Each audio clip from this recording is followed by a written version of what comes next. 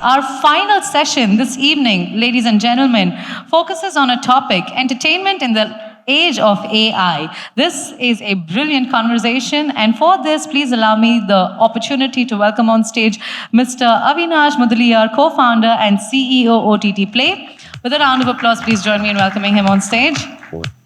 Thank you, sir, for taking the time and joining us out here and being a part of India Digital Summit 2026 and sharing with us your inputs. Welcoming on stage Mr. Azim Lalani, co-founder and CBO Bullet. A round of applause, please. Thank you, Mr. Lalani, for joining us out here. And taking the session forward, we have Ms. Harika from OTTplay. Can I welcome you on stage as well? Please join us, Ms. Harika.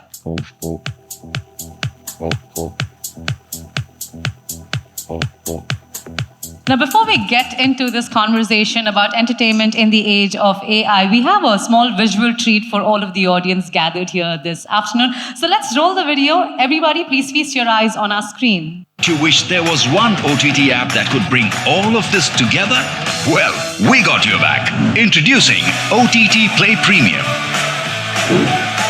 An abundance of content and personalized recommendations from across the OTT-verse without the hassle of managing multiple subscriptions and apps. OTTplay Premium offers you the fine... That's a word to you from OTTplay. And diving straight into this conversation on that note, Harika, I'll leave you lead the way. Please proceed. Thank you. I'll introduce first myself. I'm Harika. I lead all OTT partnerships at OTTplay. Now, all of you, welcome for the session, Entertainment in the Age of AI. Now, hi Avinash and Ajim. I think you both have known each other for a long time. So, I would say you introduce Ajim sir and Ajim sir will introduce you. Then we'll start the discussion. Hi. Hi everyone. Good afternoon. So I've known Avinash since last, I think, 2 decades. He has been in the media entertainment industry for the last 30 years. I don't know how many of you know, but he is one of the co-founding team members and a co-founder of Dana.com, which was a first of its kind Spotify of India. Post that, I think he has also been an integral part of launching Caravan in Saregama. All of you must have seen those radio sets. I don't know what you used to call them. We call them radio sets. And we worked together in Network 18, I think 8 to 10 years back for a few years, where Avinash was leading the product mandate for Network 18 Digital, and I was leading the business mandate for the news cluster. And that's where we had our conversations and late night conversations and preparing our annual plans and it's all. And I think post that he had this entrepreneurial Kida, I would say, wherein he started a new platform which was funded by and is part of the HT Labs now, which is called OTTplay, as we all know. So Avinash has been on the product side for more than 2 decades, and I think this conversation will be very interesting because it's between a product guy and a business guy who have been from the era of no mobile phones to the era of AI now. Avinash, over to you. Yeah, I mean, I think the date lines do match. I know Azim for the last 2 decades. I think slightly more. I mean, I think he's forgotten. I had 2 stints in Network 18, and I got to know him in his first stint. At that point in time, Azim was one of the leading legends of rediff.com. So this is Web 1.0. So that's when I got to know him first. And then he evolved as the industry evolved. He's one of the sharpest business heads who understands both product and technology. And that I find pretty much lacking in a lot of the business people I meet. If you don't understand the core of your product and you don't understand your product people and your technology people, I find that the businesses don't scale. Then you're just an operator managing the P&L. I've also had the opportunity of working with the co-founder and Azim's partner in crime right now, Saurabh. In fact, he used to work and report to me. as a product head. Phenomenal guys, and I'm so happy that they've moved from these CRO functions and leading businesses for large corporates and building something on their own. And their newest baby, the Bullet, it's something which we've bitten to in the recent past, has literally brought us back together. But yes, we've been old fogies doing the rounds. But one good thing is, I think in media you need to be relevant, and in technology doubly so. So that's something we both tried to do. So not only have we been early adapters to technologies which have done AI recommendation. It's called AI now, but 10 years ago it used to be called a recommendation engine. All these things evolved, right? It was big numbers, then it became big data. So we've seen that evolution, and we've been more students of this rather than professors of it. So this gives us an opportunity to maybe spread that information. So basically, it's your 2 decades of experience sitting over here across different categories. Like, you worked in Ghana and Caravan, audio, and now you are getting into microdrama. So across all of these categories over these last 2 years, what are the visible audience changes that you have observed? Like, what are the in terms of their viewing habits, etc. What are the visible changes you have observed in your audience? See, I think we are a overserved audience, as we say. What we have seen is that we've gone from a test era to a one day to a T20 to a T10. And similar evolution has happened into entertainment where, it was very easy for us to watch daily soaps of 500 episodes over a period of 3 years, 5 years, to now Instagram reels, which have attention span of 8 seconds. So the consumption patterns of viewers have changed. The attention spans are shrinking, and everybody is fighting for the attention pie, I would say, right now, as market share. And that's the challenging era we all are, whether it's long form, short form, reels, or YouTube videos, or any form of content. So that's the change which we have seen over a period of time, that there's so much for us to consume that 24 hours in a day is less time for us to consume all of that. Maybe one thing I've noticed in the last 10 to 15 years, right? I mean, obviously, speed is defined as distance over time. I mean, I have noticed that consumption or people's consumption is directly proportionate or equivalent to distribution divided by time. So, what AI or recommendations, etc., have done is people have had, like he rightly said, humongous amounts of content to watch. But what people don't have right now is time to watch it or the patience to watch it. And AI literally ends up uh, being both the fall guy or the solution provider, the way you want to look at it, by providing you content, allowing you to watch it in the time span you have, or allowing you to doom scroll and move from one thing to the other. At the end of the day, it provides you a solution for what you want to consume. From long form movies which were like 3.5 hours long, which are still being consumed, to literally 1-2 minutes, right, of content. And those 1-2 minutes also are now led by hooks, right? It's called the 3-second hook rule, right? If you're not hooking the customer in the first 3 seconds of the vertical content you're consuming, the content algorithm itself starts sidelining that content.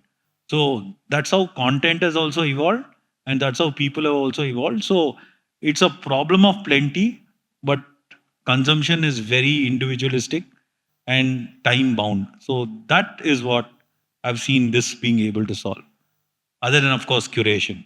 Sure. So, I mean, because of this attention span thing, right? So, do you think the formats of theatrical releases or long format movies of OTT will vanish in future? Because drawing a parallel for cricket, which you mentioned, T20 Test and series. When T20 came, everybody thought that Test will vanish, but all of these formats are coexisting with each other, right? So, do you think these three theatrical, OTT, and microdramas will coexist, or how the entertainment is going to change?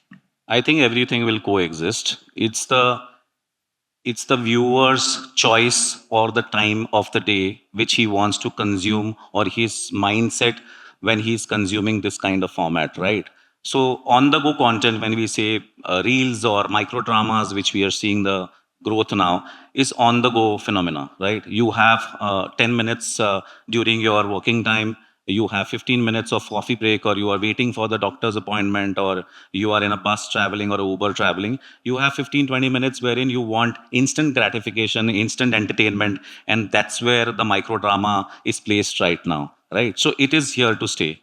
Long form is more appointment viewing, as we all know. If you want to watch something over the weekend, you have time in hand. You will definitely watch long form. So it's about your time of the day or weekend wherein you are going to consume this, right?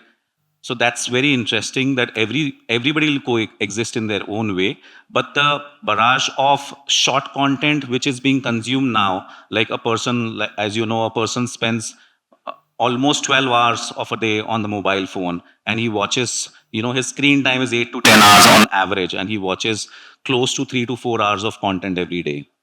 So in this space, short form content is here to stay and grow, and even long form has its own, place. So I call this my biryani dal chawal analogy. Okay, so just because you consume dal chawal every day doesn't mean you don't crave for biryani, right? The theatrical experiences are like biryani experiences, right? It's a weekend experience. It's an experience that you want to have when your mind has the time, and you have the time, and you want to go out, have that. It's an occasion, right? Then the other is your, since I'm in Bengaluru, we'll say like your pulao / sambar experience, right? When you have the time to make a sambar or a pulao, you take the time, and that's your web series, right? And the last and the most phenomenal end product is the dal chawal, right? Now short form watching is literally become dal chawal, right? It's something which you can cook in X amount of time and consume in X amount of time. It doesn't mean that you will not consume sambar rice, right? Because it takes longer to cook and longer to consume, or you will not consume biryani. It's all the three will survive, right? But it is what's being consumed at what point in time. Because if I have a meeting or two meetings back to back and I have 10 minutes in between, and I have only one cup of coffee to drink, and that's when I start scrolling Insta. And that's when I consume Bullet or such similar products. But if I'm on a flight, then I Netflix. And if I'm on the weekend, I watch a movie. It's not that the three will not, consume with each other. So that's exactly why and it's also like marriage, incidentally, right? Incidentally, we say that Gen Z consuming, consumption of Insta, consumption of YouTube Shorts, etc., have hugely gone up by 70 to 80% in the last 3 years, right? By 80%, right? If YouTube Shorts consumption has gone, and predominantly of that 70% is Gen Z. If you historically look at data, Gen Z people, even in relationships, are the people who tend to, get into. I mean, obviously there are hookups, there are situationships, and then there are marriages, right? They are the people who are actually tending towards long form or marriages than the 1 and 2. Though people do indulge in everything. So one size doesn't fit all. All the three will exist. It's what do you choose at what point in time and what's most comfortable, right? And it's also more importantly the medium. What do you have in hand? When you have your phone in hand, you doom scroll, or you scroll for shorter forms of content. You can't just open your laptop every time and watch a movie. It's not. And when you're at home, you like the laid back experience. You have your 55-inch television, and you tend to watch long form in that, right? That's where you predominantly watch web series and movies. So it's also that. Everyone doesn't love to watch long form movies on a mobile phone. So formats also change depending on the devices where they consume. And So I depending think on the that's my time answer slots to that we have also. Yeah. So all of these entertainments have been there for so long years. But in the age of AI, I would say the entertainment is getting so easy, both on the content production side and all of these sides, right? Even for us to, as a consumer, to consume the content, it's becoming so easy. So I mean, people are using AI to create scripts, even to create actors also in some AI fashion. So where do you think the human intervention will kind of take place in this whole equation from starting to end? I think I had attended a session a few hours back, and the gentleman who was out there was saying that AI bhavna nahi samajhta hai. AI doesn't understand emotion, so it won't replace AI won't replace human creativity for sure. Like in case of Bullet, how we are embracing AI now is not replacing humans with AI. We are actually it's a multiplier, or it's a time efficiency tool for us, wherein scanning a script to developing a script to what will work, what not work, to the cliffhangers in a script, to so everything related to what can be done by a machine, right, is being done by or heavy lifted by AI.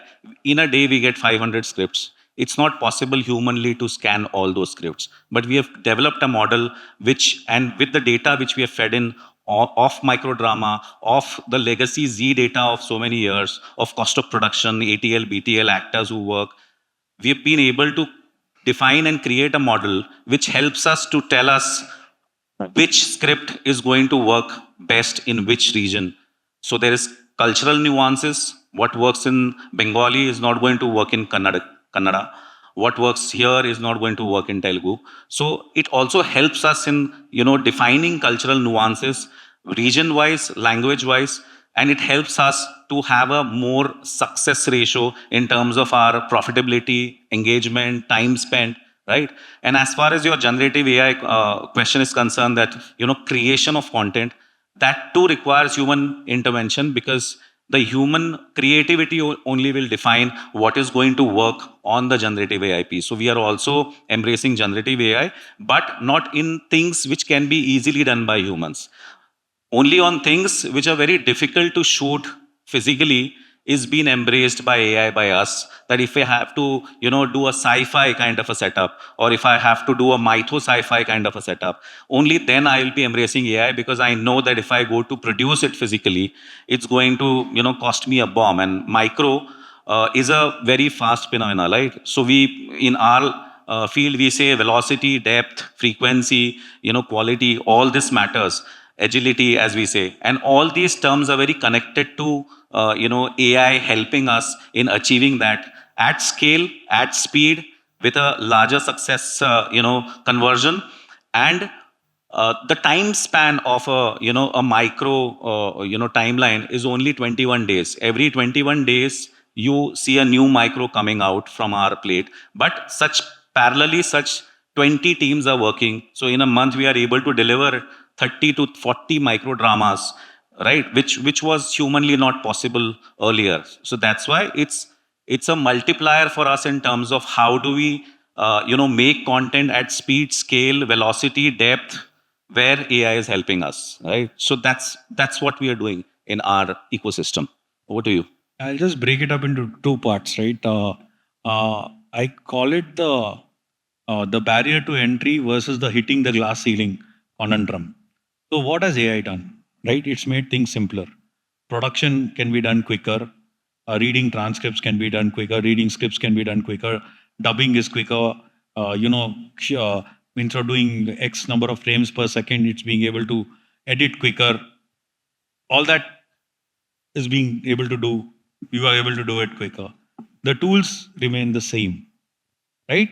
Then the outputs then look similar, because the story is generated by AI, the tools are the same, the outputs tend to be similar. I'm talking about a non-human intervention product. So then who guards the ceiling, right? Because all of them then go to the glass ceiling very quickly. So then the barrier of judgment comes in. What is good content versus what is bad content? So then that's where the human comes in. That is point one. If you look at even in the product which we've built in OTTplay, right? We started as an AI recommendation engine. We are very proud of our recommendation engine. We've got all the ex-Amazon boys, the Flipkart boys, Google, etc. We built the recommendation engine. We have a very good recommendation engine. But then, if you noticed, in the earlier stages of this one, people started writing questions like, how do you know that this movie is actually a good movie to watch? Basis what? You're basically referring to reviews which the Globe is giving and giving a rating basis of that, and your machine hasn't watched the movie. As a result of which, we have an editorial team which literally eyeballs the movie, goes, watches each and every show, and writes its review. And then that is fed into the AI, and that makes the metadata of the AI stronger. So it's not that it will coexist and create on its own. It needs direction to create. That's one. Two is obviously the point which he made, the AI can't feel. Now look at a Indian consumer, right? Even now, if you go to YouTube, people search saying sad songs of Kishore Kumar. You don't say film track of something. You say sad songs of this. You're listening to music by mood. Can AI define your mood? No. That metadata has to be actually filled in by a person who has listened to that particular soundtrack, and the feeling is captured and then fed into the backend, which then feeds into the AI, which then gives you the result. So these are elements which we don't see AI doing. But however, I see AI enabling the creator economy to use it as a tool to enable themselves to go to market faster at a more economical price. They don't need to have those large teams, etc. But you can't have a human define an output, right? Whatever output is generated by the AI needs to be tempered, defined by a human creating it. So right now for me, other than it being a tool and an enhancer and a means to an end, I don't see it as a creator, though it can create. I'll give you one example, which I just remember that we with this tool of scanning script and approving, as we are crowdsourcing, a lot of writers and they feeding the content to us. Very interesting part is that once the script is approved, we have a internal AI model engine which we call Trinetra. As soon as the script is approved, it also gives you the price point of the script, the value of the script. And right now we have not started, but what we are going to do is crowdsource that script, create campaigns so that you get good content coming in. Immediately, as soon as the script is approved through the AI model and our internal team, the writer will be paid instantly. The value of the script, which is negotiated by the AI tool, or if there is a human intervention, that the script has a value of say 100,000. Immediately, you are giving the payment out to the writer. This is how you build trust. They'll be interested to write better scripts for you. You are generating so much of content through people who didn't have access to coming and writing scripts for a platform like Bullet or Z. A person sitting in Ranchi, developing a very nice script on the Heartland story, which fits in with our objective or the brief, will get paid immediately after a script is approved, right? So it's also empowering or democratizing the creator economy, as we call it. And this is just one example, right? Secondly, on the pricing side or the ARPU side, what we are doing is that we've understood that a person has a capacity to pay in region wise, right? So till now, all of us have fixed subscription packages. Why? Like a person sitting in Nagpur is not going to pay the same price, or doesn't have the means to pay the same price, who's sitting in Bombay, urban Bandra, right?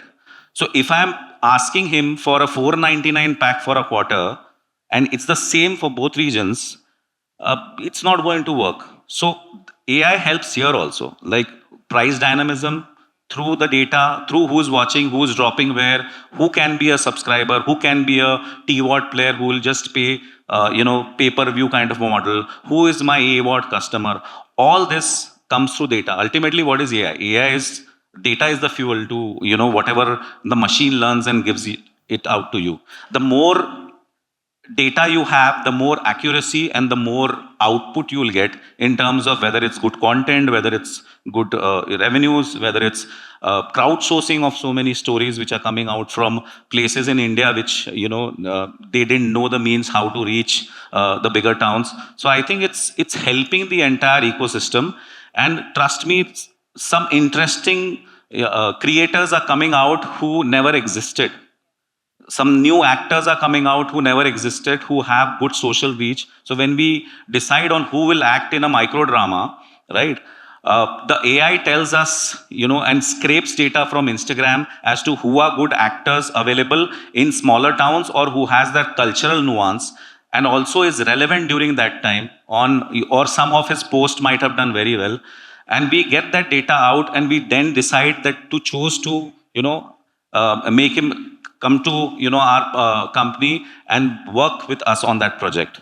This was never happening. This is now so accessible. My cost has reduced, my speed has gone up, my content has been watched more. I'm giving more opportunity to so many people who didn't have the means to reach to us. So all of this is working because of this term AI, right? And it also is a very clear filter, right? I mean, it automatically shuns content which is not being watched by people. So that is a clear indicator as to what needs to be created at that point in time as per what trend is in place, right? So, and content preferences change era after era, month after month. So it gives you that data real time. These are very deep insights which allow creation.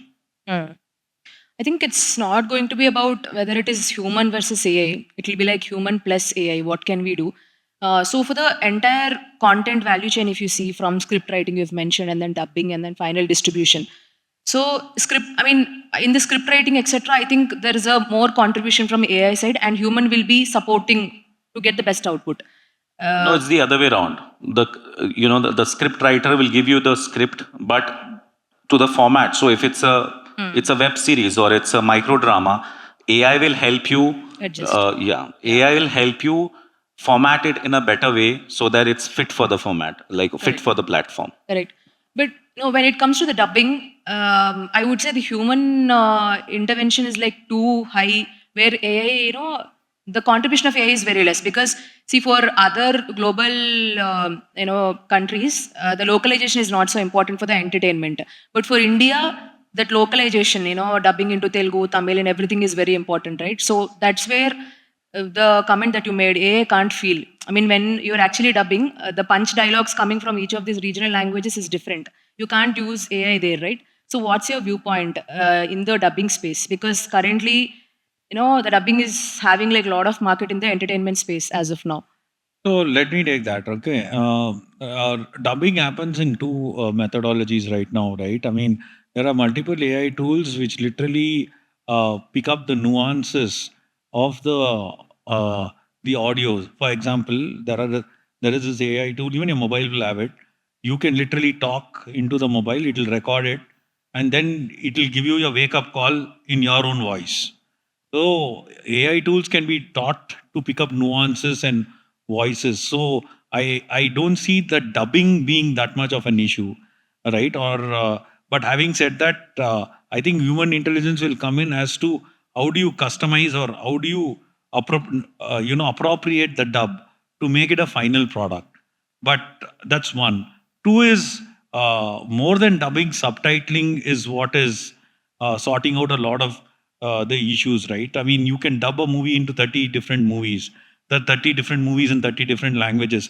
But we have noticed one thing, that a movie without a dub, but with great subtitles, has now led to more consumption. Look at COVID. Kerala, everybody said Kerala had a great film industry. It did. For the last 20, 30, 40 years, they've been doing the slice of life, great cinema. And suddenly there was a boom, right, during the COVID, where everybody started watching Malayalam movies. Why? Because of the fact that the tools or the subtitling became way more efficient, and a lot of that was aided by AI, right? So it's not only in what format are you presenting the content. It's how is the end user, like how is a guy who's somewhere up in the hills of Himachal, how does he understand the sentiment of what is written? If he's not able to vocally understand it, audiomatically understand it, he should be able to understand it through the language written. Subtitling was very below par. Right now, we are celebrating great cinema because of the simple fact that you're not watching their lips move, you're watching what is written down, right? So that's kind of where AI has also enabled. So it's a package. I mean, my thought came from a lot of recent releases like Stranger Things 4. It has dubbed into all South languages and Hindi, etc. Right, and a lot of the other recent releases also kind of getting dubbed into all Indian regional languages, the popular ones, at least like top 5 and all. So I was just kind of curious that how are they using AI in these dubbing pieces? Are they reliant?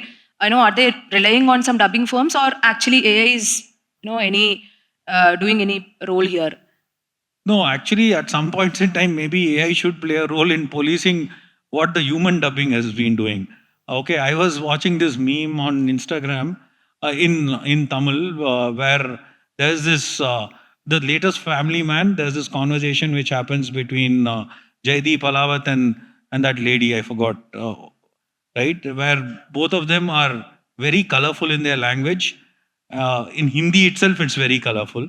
But when you hear it in the local languages, it literally, goes beyond borders and beats the real purpose of entertainment and hits the realms of A++, right? So I found that very fascinating. So even AI can actually control this kind of stuff.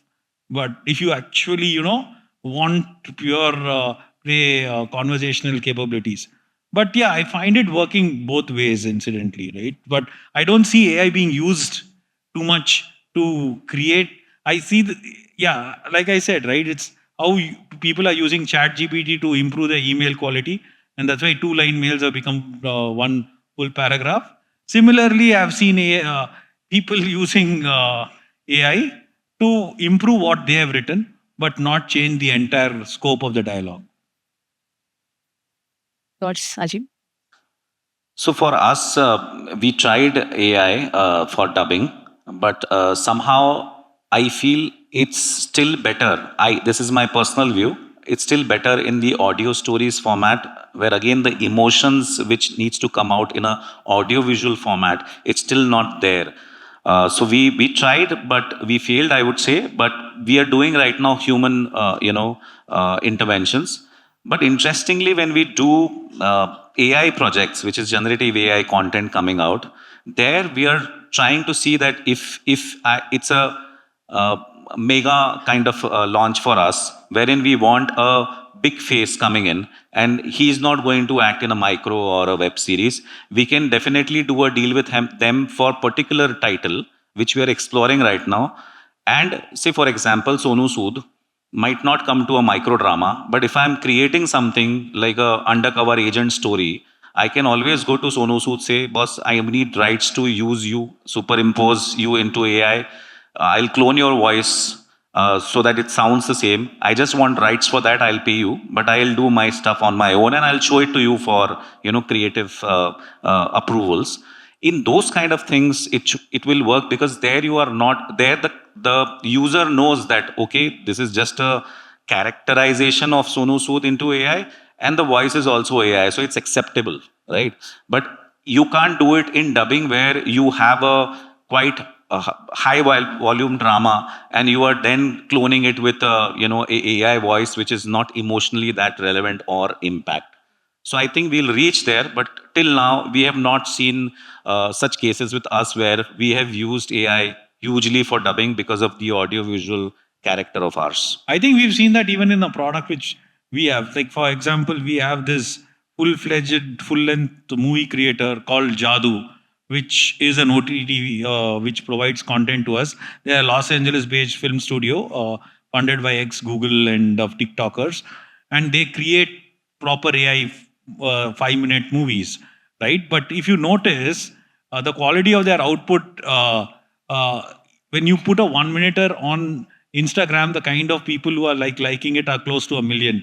But when it actually goes into consumption of the 5-minute piece, people drop off at the 2.5 thing because the dubbing, etc., kind or the language ambiguation in the language, conversational capability, which is actually generated by AI and no human interference, doesn't cut it, right? So that's kind of where there is room for improvement. Understood. So this entertainment space for okay. Great. Any closing thoughts? So just one pointer, which I just remembered looking at my friend Mahip, very dear friend in the revenue space. We've also interestingly built a model, with our AI studio at the back end, wherein a salesperson doesn't need to go to the content team to get the ideas for what are the integration possibilities in the micro for brands. So he has to just go, he can see the list of approved scripts.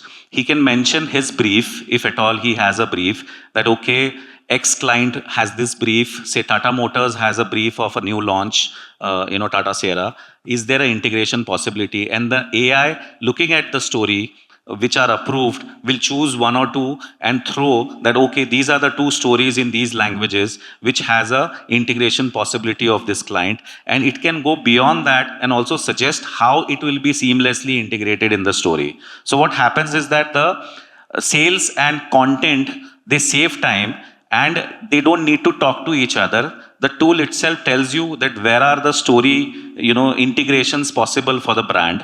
And because micro turnaround times are so faster, you can catch a topical campaign, right? Because it's a 21 to 30-day turnaround. You can catch a topical campaign of a launch through seamless integration, which is quite simple and impactful. It's not just a product placement. So here also we are using the power of AI very well, and it's working for us. See, by DNA, we are a recommendation product, right? We have 30 OTTs, everything including Amazon Prime, Jio Hotstar, everything under the Jio Hotstar, Sony, Z, everything under one roof. Now, how do I solve the problem of what to watch, where to watch, how to watch, and more importantly, how do I pay, right? And how much do I pay? All these questions for me are all answered by recommendations and AI, right? So it's like if I'm watching a particular show like Hercule Poirot on Sony Live, it recommends to me a Charlie Chopra on the same platform, or an Andanal in Sun Next, or it tells me, hey, maybe you should watch, Gumnam on Shemarumi. All of them are based on Agatha Christie. Now, only AI or a powerful engine which makes or understands these deep nuances can make these connections and push out that kind of recommendations. You don't find these kind of recommendations. See, search and recommendation are two different things.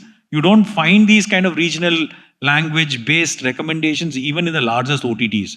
But how has this entire, and I don't have billions of dollars to invest in building a mini chat GPT, but using existing AI frameworks, we are able to solve this problem, right? And give the consumer what it wants. See, it's not what AI is doing for your product. What's important is what is the product doing for your consumer. Please solve the consumer product problem statement first. Then everything falls into place, right? So I deeply believe that AI will be a great enabler in solving these products or product-based problems at a very short span and time. So that's kind of where we look at it and how we look at it, how we are embracing it.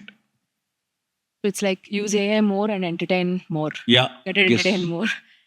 Great. In the interest of time, I think I'll wrap up the discussion. Thanks for the insightful discussion. Thanks for being great audience. It's been truly insightful having you share your thoughts and your perspective talking about AI in entertainment. Thank you so much for taking the time off and joining us out here and being a part of Day 2 of India Digital Summit. Before I could let you go, if I could request the three of you to kindly join us to the front of the stage for a quick photo opportunity. Once again, everyone, let's put our hands together, shall we, please? A loud round of A loud round of applause. Thank you so much once again for being a part of India Digital Summit and sharing with us your insights and your thoughts, talking about how AI can be a boon in the entertainment industry and how it comes as an aid when it comes to especially people on the OTT platform with OTT Play, trying to ensure that they can gauge the best of what AI has to offer. Thank you, gentlemen. Thank you, ma'am, for joining us.